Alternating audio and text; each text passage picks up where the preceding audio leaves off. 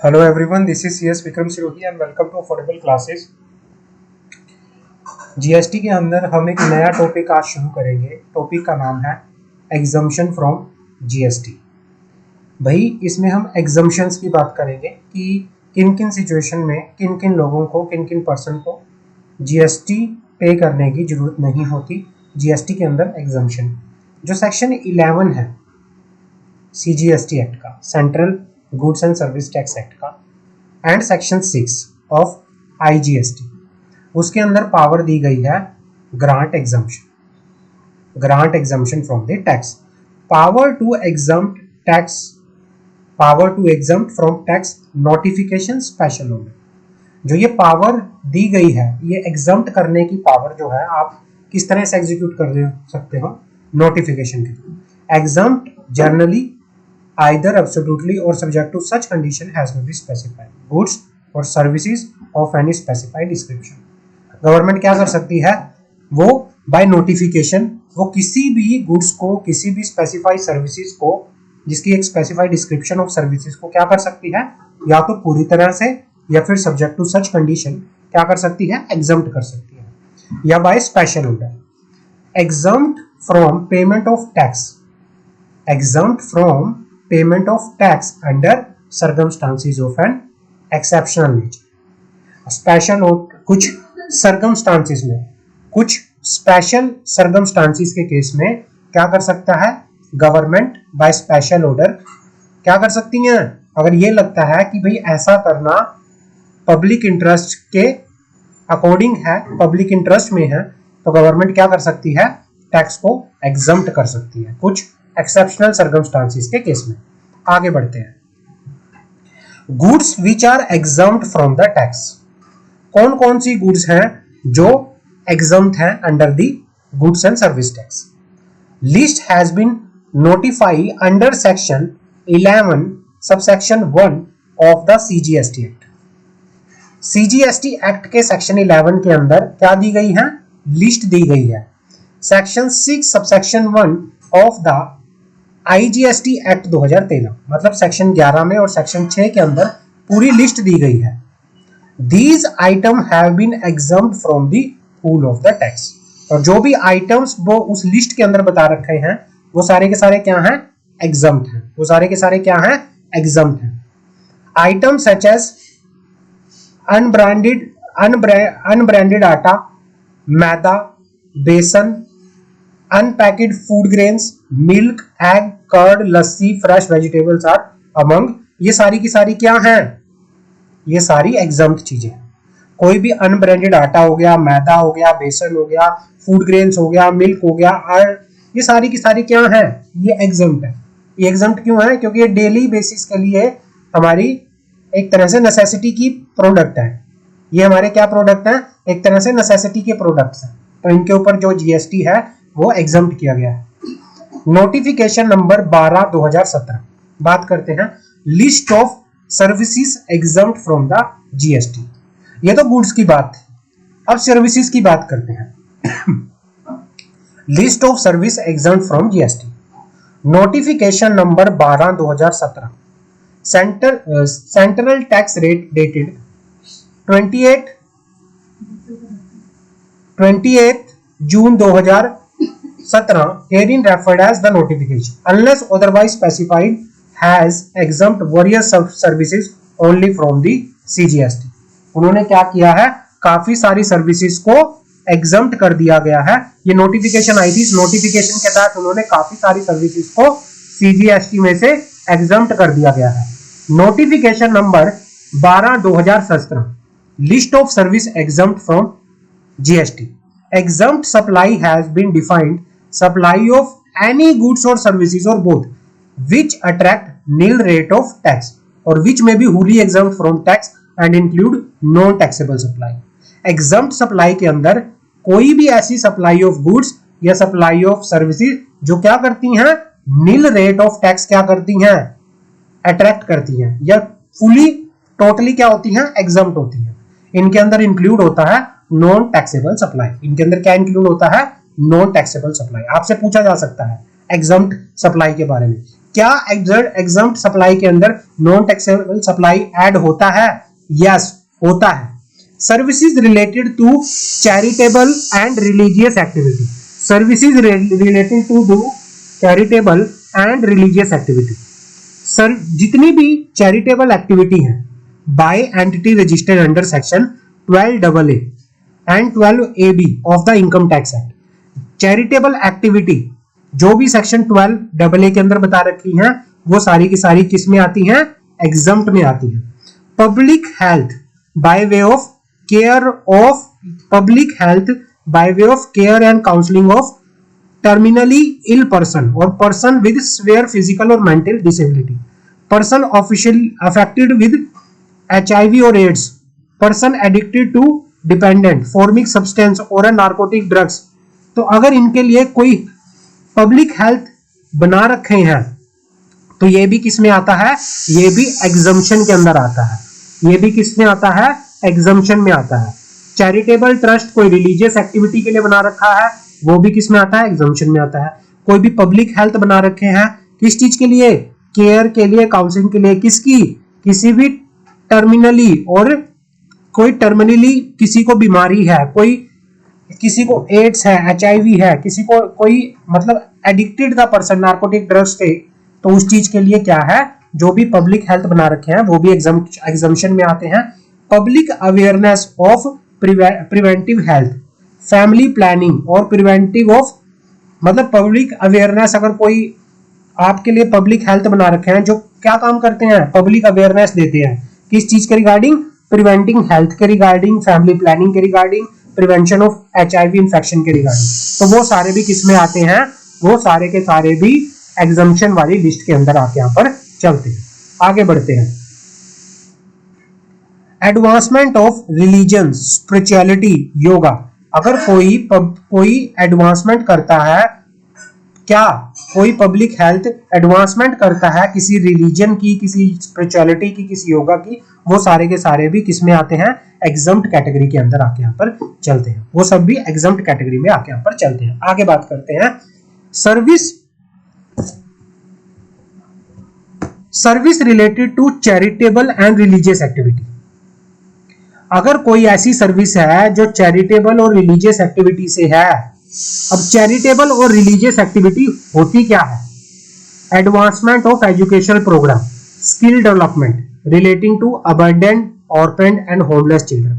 अनाथ बच्चों के लिए अगर आप एजुकेशनल प्रोग्राम कर रहे हो, स्किल डेवलपमेंट कर रहे हो, फिजिकली और मेंटली अब्यूज्ड ट्रॉमेटाइज पर्संस की, प्रिजनर्स की, person over the age of 65 year in the residing in rural area, अगर आप उनको एजुकेशनल प्रोग्राम दे रहे हो, स्किल डेवलपमेंट कर रहे हो, तो वो सब भी किस में आएगा? वो सब भी एग्जम्पशन में आएगा। प्रिवेंशन ऑफ एनवायरमेंट, अगर कोई चैरिटेबल और रिलीजियस एक्टिविटी क्या है? अगर आप कोई काम कर रहे हो prevention of environment including watersheds, forest, wildlife, ये सारा भी किस में आता है? ये सारा भी एग्जम्प्ट कैटेगरी के अंदर आता है। Following shall not fall in the ambit of charitable activity. अब क्या है? कौन कौन सी चीजें चैरिटेबल एक्टिविटी में नहीं आती? होटल अकोमोडेशन, होटल अकोमोडेशन जो है चैरिटेबल एक्टिविटी में नहीं आता। लॉजिंग और boarding unless it is composite supply. Fitness camp classes, ये चैरिटेबल एक्टिविटी नहीं है। रिलीजियस एक्टिविटी क्या होती है? कंडक्ट ऑफ रिलीजियस सेरेमनी, आपने कोई मतलब कोई रिलीजियस सेरेमनी कंडक्ट किया है तो वो भी रिलीजियस एक्टिविटी का पार्ट है। Renting of precincts of a religious place meant for general public owned और मैनेज बाय एंड, आपने कोई मतलब ये लिख लो कि भाई आपने अपनी कोई जमीन थी उसको दान में दे दिया, वहां पे अब मंदिर बना हुआ है, लोग वहां पे आ रहे हैं, तो वो भी क्या है? रिलीजियस एक्टिविटी है। तो उस केस में क्या होगा? उस केस में किसी तरह से कोई क्या नहीं लग के चलेगा? GST लग के यहाँ पर नहीं चलेगा, GST लग के यहाँ पर नहीं चलेगा। आगे बढ़ते हैं। तो आपको देखना है ये सारी की सारी एक्टिविटी और आपसे पूछा जा सकता है। आगे बढ़ते हैं। एग्जम्पशन इन एग्रीकल्चर सेक्टर, एक तो रिलीजियस सेक्टर पढ़ लिया, चैरिटेबल सेक्टर हमने पढ़ लिया, अब एग्रीकल्चर सेक्टर की बात करते हैं। एग्रीकल्चर होता क्या है? Service relating to the cultivation of plant and rearing of all life forms of animal except the rearing of horse। ये कहना चाह रहा है cultivation of plant, rearing of all life forms of animals except rearing of horse for food, fiber, fuel, raw material, other similar product। जो भी आप cultivation का काम कर रहे हो, रेयरिंग कर रहे हो किसकी, एनिमल्स की, है ना, बस सिर्फ हॉर्स को छोड़ के, तो वो सारा किस में आता है, एग्रीकल्चर में आता है। एग्रीकल्चर प्रोड्यूस क्या होते हैं, एग्रीकल्चर प्रोड्यूस क्या होते हैं, on which either no further processing is done, या तो एग्रीकल्चर प्रोड्यूस वो होते हैं या तो उनके ऊपर कोई प्रोसेसिंग नहीं की थी। हमने एग्रीकल्चर वाले चैप्टर में भी ये पॉइंट पढ़ा था, on which either no further processing is done और such processing is done has is usually done by a cultivator और producer which does not alter the essential characteristic but make it marketable for the primaries। जब हमने agriculture किया था same हमने वही पढ़ा था, सिर्फ उसको मार्केटेबल बनाने के लिए अगर आप थोड़ी प्रोसेसिंग करते हो तो वो भी क्या होता है, एग्रीकल्चर में इंक्लूड होता है, जिससे क्या होता है, उसका कैरेक्टरिस्टिक चेंज नहीं होता। अब following services are exempt, GST के अंदर एग्रीकल्चर की कौन कौन सी सर्विसेज जो है एग्जम्प्ट है वो बात कर लेते हैं। Service by way of loading, unloading, packing, storage, warehousing of rice, rice से रिलेटेड अगर आप राइस की लोडिंग कर रहे हो, अनलोडिंग कर रहे हो, पैकेज कर रहे हो, स्टोरेज कर रहे हो, वेयरहाउस को क्या कर रहे हो, राइस कर रहे हो। Service by way of warehouse of minor forest product, अगर आप फॉरेस्ट प्रोड्यूस के माइनर किसी फॉरेस्ट प्रोड्यूस को आप क्या कर रहे हो, वेयरहाउसिंग की सर्विसेज दे रहे हो। Service by way of storage, warehousing of cereals, pulses, fruits, nut, vegetable, spices, copra, sugarcane, jaggery, raw vegetable, fibre such as cotton, flax, jute etcetera, indigo, unmanufactured tobacco, betel leaves, tendu leaves, coffee and tea, अगर आप इनकी क्या कर रहे हो, storage कर रहे हो, वेयरहाउसिंग कर रहे हो। Service by way of fumigation, service by way of fumigation in a warehouse of agriculture produce, agriculture operation directly related to production of any agriculture produce, अगर कोई agriculture operation था किससे रिलेटेड है, डायरेक्टली रिलेटेड है किसी agriculture produce के production से, including जैसे कल्टीवेशन हो गया, हार्वेस्टिंग हो गया, थ्रेशरिंग हो गया, प्लांट प्रोटेक्शन हो गया, टेस्टिंग हो गया, ये सारे काम भी किस में आते हैं, एग्रीकल्चर में आते हैं, और ये सारे जीएसटी में क्या है, एग्जम्प्ट है। Carry out intermediate production process as job work in relation to agriculture, मतलब ये कहना चाह रहा है कोई इंटरमीडिएट प्रोडक्शन प्रोसेस जो होगी, जॉब वर्क अगर हो गया किसी एग्रीकल्चर के रिलेटेड, तो वो भी क्या है, वो सारे का सारा भी किस में आता है, एग्जम्प्ट कैटेगरी में आता है। Service by way of agriculture insemination of life stock, जैसे फार्म आप क्या करवा रहे हो, आप सप्लाई कर रहे हो फार्म लेबर की, भाई आप फार्म लेबर की सप्लाई कर रहे हो, अगर आप ये काम करते हो कि आप लेबर की सप्लाई करते हो तो ये भी एग्रीकल्चर का काम है, ये सब क्या होगा, एग्जम्प्ट होता है। आप रेंटिंग कर रहे हो, लीजिंग कर रहे हो एग्रो मशीनरी की, और vacant land with without a structure incidental thereto, ये भी क्या होता है, एग्रीकल्चर। आप एग्रीकल्चर मशीनरी जो मतलब ट्रैक्टर, हार्वेस्टिंग करने के कल्टीवेटर वगैरह, ये सारी चीजें जो होती हैं, या फिर आपने अपनी लैंड को, एग्रीकल्चर लैंड को किसको दे रखा है, रेंट पे दे रखा है, ठीक है ना, तो उस चीज में भी क्या होता है, ये एग्रीकल्चर का ही पार्ट होता है, ये भी क्या होता है, एग्जम्प्ट होता है। उसके बाद loading, unloading, packing, storage, warehousing of agriculture produce, ये सारी की सारी क्या होती हैं, एग्रीकल्चर सर्विसेज होती हैं, ये सारी एग्रीकल्चर सर्विसेज होती हैं। Service by agriculture produce, marketing committee, board, service provided bye commission agent for sale और परचेज ऑफ एग्रीकल्चर प्रोड्यूस, अगर कोई कमीशन एजेंट प्रोडक्ट क्या कर रहा है, किसी एग्रीकल्चर प्रोड्यूस से रिलेटेड क्या कर रहा है, सर्विसेज दे रहा है, ठीक है ना, तो वो भी एग्रीकल्चर सर्विस में आती है। Process carry out an agriculture farm including, कि भाई कोई भी प्रोसेस कैरी आउट की गई है किसी एग्रीकल्चरल फार्म से related, including tending, pruning, cutting, harvesting, drying, cleaning, trimming, sun drying, fumigating, caring, fumigating, curing, sorting, grading, cooling, bulk packaging, ये सब क्या होता है, ये सब एग्रीकल्चर, जो भी एग्रीकल्चर से रिलेटेड सर्विसेज हैं वो सारी की सारी जीएसटी के अंदर क्या है, एग्जम्प्ट है, सारी की सारी जीएसटी के अंदर क्या है, एग्जम्प्ट है। अब आगे बढ़ते हैं, एजुकेशन सर्विस। एजुकेशन सर्विस की बात करते हैं। What is education service? Education institute means institute provide service by way of school और इसके इक्विवेलेंट। कोई भी इंस्टीट्यूट अगर स्कूल की सर्विसेज प्रोवाइड कर रहा है या उसकी इक्विवेलेंट सर्विस प्रोवाइड कर रहा है, या education as a part of curriculum for obtaining qualification recognised by law और for the time being in force, या फिर कोई ऐसी एजुकेशन दे रहा है जिसको रिकॉग्नाइज किया गया है बाय द लॉ के द्वारा, या फिर कोई वोकेशनल एजुकेशन दे रहा है, तो ऐसी एजुकेशन इंस्टीट्यूट जो है वो क्या है? एग्जम्प्ट है। ऐसे एजुकेशन इंस्टीट्यूट क्या है? एग्जम्प्ट है। स्कूल्स, कॉलेजेस, एजुकेशन जिसको रिकॉग्नाइज किया गया है बाय लॉ के द्वारा, या कोई भी एजुकेशन इंस्टीट्यूट जो वोकेशनल सर्विसेज प्रोवाइड करता है, तो वोकेशनल एजुकेशन देता है, ट्रेनिंग देता है, वो सारे का सारा क्या है? एजुकेशन सर्विसेज में आता है। और ये एजुकेशन सर्विसेज भी जीएसटी के अंदर क्या है? एग्जम्प्ट है। Following services are exempt. Services provided by educational institutes to it is student, to it is faculty, to it is staff। अगर कोई एजुकेशनल इंस्टीट्यूट ने अपने स्टूडेंट को, अपने फैकल्टी को, अपने स्टाफ को कोई सर्विस प्रोवाइड की है तो वो एग्जम्प्ट है। अगर एजुकेशनल इंस्टीट्यूट ने कोई सर्विस प्रोवाइड की गई है bye way of conduct of entrance examination against consideration in form of entrance fees, अगर किसी एजुकेशनल इंस्टीट्यूट ने कोई एंट्रेंस एग्जाम कंडक्ट किया है और उसके बदले में आपसे क्या ली है? कंसिडरेशन लिया है, तो वो भी क्या होगा? एग्जम्प्ट होके चलेगा। वो भी क्या होगा? एग्जम्प्ट होके चलेगा। अब कौन कौन सी सर्विसेज हैं? Services provided to educational institution. अगर सर्विसेज प्रोवाइड की गई है by the educational institution for pre school education, education up to higher secondary और equivalent.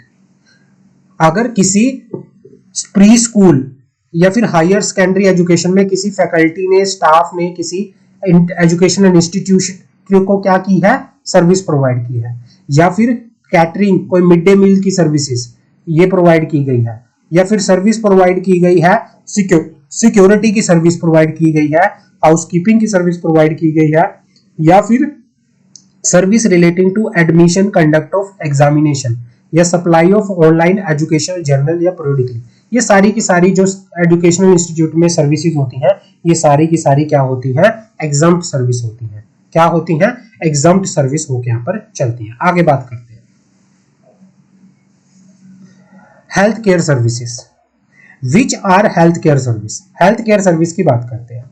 Means any service by way of diagnostic, treatment और care for illness, injury, deformity, abnormality, pregnancy in any recognized system of medicine in India। Health care service क्या होती है कि मतलब कोई इलाज करवाना, ट्रीटमेंट करवाना, service by way of any treatment या डायग्नोसिस, किस चीज के लिए, या फिर केयर किस चीज के लिए? किसी इलनेस के लिए, इंजरी के लिए, abnormality के लिए, प्रेगनेंसी के लिए, under any system of medicine in India. अब कौन सी मेडिसिन के सिस्टम है? एलोपैथी, योगा, आयुर्वेदा, सिद्धा, यूनानी, होम्योपैथी, ये सारे क्या है? ये मेडिकल रिकॉग्नाइज, इनको इंडियन मेडिकल ने क्या किया है? रिकॉग्नाइज किया है। ये सारे के सारे क्या है? ये ट्रीटमेंट के अलग अलग क्या है? वे है। And include service by way of but not include hair transplant और कॉस्मेटिक और प्लांट सर्जरी। इसके अंदर मतलब हेल्थ केयर सर्विस के अंदर क्या नहीं आता? क्या नहीं आता इसके अंदर? इसके अंदर hair transplant, cosmetic service, plastic surgery नहीं आती, except when undertaken to resort और टू रिकंस्ट्रक्ट एनाटॉमी और function of body affected due to congenital defect, development, abnormality, injury और ट्रॉमा। भाई जब तक ये ट्रीटमेंट किस रीजन की वजह से ना किया गया हो, किसी इंजरी की वजह से ना किया गया हो, किसी अबनॉर्मलिटी की वजह से ना किया गया हो, अगर ये करना नेसेसिटी था, अगर ये जरूरी था, अगर ये हेयर ट्रांसप्लांट करना, ये कॉस्मेटिक प्लास्टिक सर्जरी करना अगर ये जरूरी हो गया था किसी एक्सीडेंट की वजह से, तब ये किसके अंदर माना जाएगा? हेल्थ केयर सर्विस के अंदर माना जाएगा। अदरवाइज इसको हेल्थ केयर सर्विस के अंदर नहीं माना जाएगा। आगे बढ़ते हैं, आगे बढ़ते हैं। Following services are exempt. Exemption के अंदर कौन कौन सी सर्विसेज नहीं आती? इसके अंदर service in relation to health care of animal and bird. ये सारी की सारी क्या है, हेल्थ केयर, एनिमल की हेल्थ केयर करना, बर्ड की हेल्थ केयर करना, ये एग्जम्प्ट सर्विस के अंदर आता है। Health care service by clinical establishment, authorise medical practitioner, paramedics, कोई भी मेडिकल प्रैक्टिशनर्स या पैरामेडिक्स, क्लिनिक कोई हेल्थ केयर सर्विसेज दे रहा है तो वो भी एग्जम्प्ट है। ट्रांसपोर्टेशन ऑफ पेशेंट्स, एम्बुलेंस की जो सर्विसेज होती है वो भी क्या है, एग्जम्प्ट है। Service provided bye senior doctor, consultant, technician, कोई भी सर्विस अगर प्रोवाइड की गई है किसके द्वारा, सीनियर डॉक्टर के द्वारा, कंसल्टेंट के द्वारा, टेक्नीशियन के द्वारा। Retention money taken by hospital, retention money अगर मतलब कोई हॉस्पिटल ने कोई सिक्योरिटी रिटेंशन मनी ली है तो वो भी क्या होगा, एग्जम्प्ट में आएगा। Food supply to admitted patient, अगर एडमिटेड पेशेंट को फूड सप्लाई किया गया है तो वो भी क्या होगा, एग्जम्प्ट सर्विस के अंदर आके यहाँ पर चलेगा, वो भी एग्जम्प्ट सर्विसेज के अंदर आके यहाँ पर चलेगा। क्लियर है यहाँ तक? तो ये हमारा एग्जम्पशन का हमने बात किया मेडिकल के केस में। किसके केस में हमने बात किया, ये मेडिकल के केस में हमने एग्जम्पशन की बात की, मेडिकल के केस में एग्जम्पशन। आगे बात करेंगे।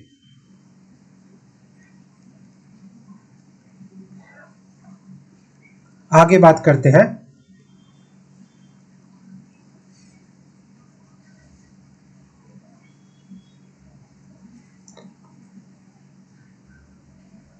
Services provided by government, services provided by government.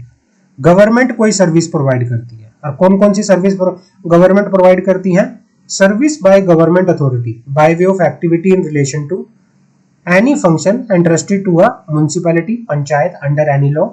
अगर कोई फंक्शन किसी म्युनिसिपैलिटी ने, किसी पंचायत ने अगर परफॉर्म किया है अगर, तो वो सारी की सारी एक्टिविटी जो है किसमें आएंगी, एग्जम्प्ट एक्टिविटी के अंदर आएंगी, और वो सारी एग्जम्प्ट एक्टिविटी है, उनके ऊपर कोई जीएसटी नहीं लगेगा। अगर कोई सर्विसेज जो है म्युनिसिपैलिटी ने या पंचायत ने प्रोवाइड की है तो उनपे कोई जीएसटी नहीं लगेगा। Services by central government, state government, local authority excluding following services. अगर कोई सर्विसेज स्टेट गवर्नमेंट ने दी है, सेंट्रल गवर्नमेंट ने दी है या लोकल अथॉरिटी ने दी है, वो भी एग्जम्प्ट होती है, सिर्फ इन नीचे वाली सर्विसेज को छोड़ के, इन नीचे वाली सर्विसेज को छोड़ के। Services by department of post by way of speed post, express parcel, life insurance service, agency services provided to a person other than central government, state government, union territory. अगर post office ने speed post के जरिए, express parcel के जरिए या कोई life insurance services दी गई है गवर्नमेंट के द्वारा, या फिर एजेंसी सर्विसेज दी गई है किसी पर्सन को अदर देन गवर्नमेंट को, तो वो सारी क्या होंगी, जीएसटी के अंदर टैक्सेबल होंगी।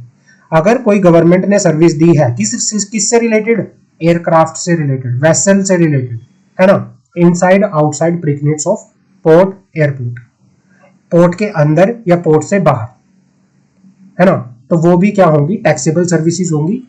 Transport of goods and passenger, transport of goods and passenger भी टैक्सेबल सर्विसेज के अंदर आएगा। Any other service, specified service, तो जितनी भी क्या है एनी अदर स्पेसिफाइड सर्विस, वो भी क्या होंगी, टैक्सेबल सर्विसेज के अंदर आके यहाँ पर चले। तो ये सर्विसेज हमारी क्या है, टैक्सेबल है। बाकी अगर इन चारों सर्विसेज को छोड़ के सेंट्रल गवर्नमेंट कोई भी सर्विस प्रोवाइड करती है, state government, local authority, union territory, है ना, अगर कोई सर्विस प्रोवाइड करती है तो वो सारी एग्जम्प्ट होती है, सिर्फ इन चार को छोड़ के, इन चार सर्विसेज को छोड़ के। आगे बढ़ते हैं। Services provided by central government, state government, union territory, local authority to a business entity.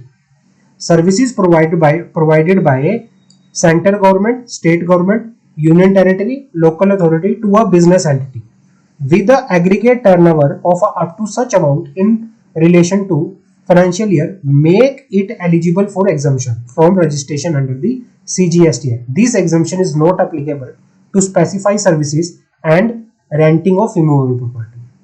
ये कहना चाह रहा है कि services provided by central government, state government, union territory to a business entity with भाई अगर सेंट्रल गवर्नमेंट ने, state government ने, यूनियन टेरिटरी ने किसी बिजनेस एंटिटी को कोई सर्विस दी है जिसका टर्नओवर विद अ टर्नओवर, जिसका टर्नओवर जो है उसको एग्जम्प्ट करता है किस चीज से लिए, रजिस्ट्रेशन से लिए, तो ये एग्जम्पशन जो है स्पेसिफाइड सर्विसेज के केस में, स्पेसिफाइड सर्विसेज के केस में क्या होगा, कंसीडर नहीं किया जाएगा।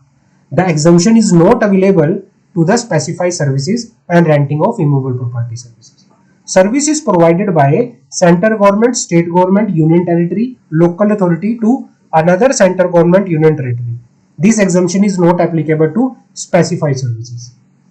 अभी specified services कौन सी है, ये वाली services, इन केस में ये exemption applicable नहीं होगी। आपको इन पे क्या लगेगा, टैक्स लगेगा, इन पे क्या लगेगा, ये टैक्सेबल के अंदर आएगी। Services provided by central government, state government, union territory where consideration for such service does not exceed 5,000. This exemption is not applicable to specified services. In case of continuous supply of services, exemption shall apply only where the consideration charge for such services does not exceed 5,000. मतलब ये इसकी बात कर रहा है। बाकी जो है आप यहां तक कर सकते हो। दिस इज इंपॉर्टेंट, ये इंपॉर्टेंट है। आगे बात करते हैं और कौन कौन सी एग्जम्प्ट सर्विस के अंदर आती है, वो बात करते हैं। ये बात करते हैं, ये वाली